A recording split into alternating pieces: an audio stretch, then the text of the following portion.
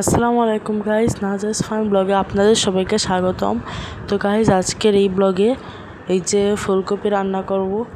তো এই দুটো ফুলকপি নিয়েছি, তারপর বটি দিয়ে এগুলো এখন কেটে ফেলবো।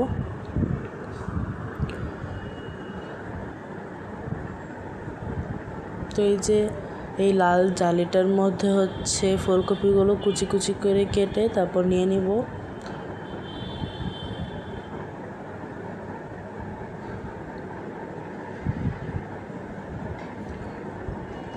এই যে দেখেন কিভাবে কেটে নিচ্ছি।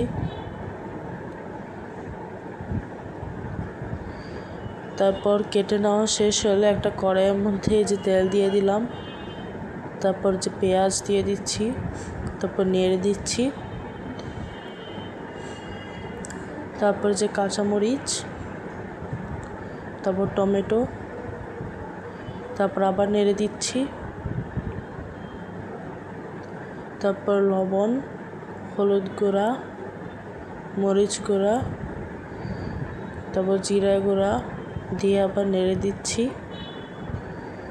তারপর এবার আলু আর ফুলকপি কুচি করে রেখেছিলাম, তো এগুলো দিয়ে দিচ্ছি। তারপর আবার নেড়ে দিলাম।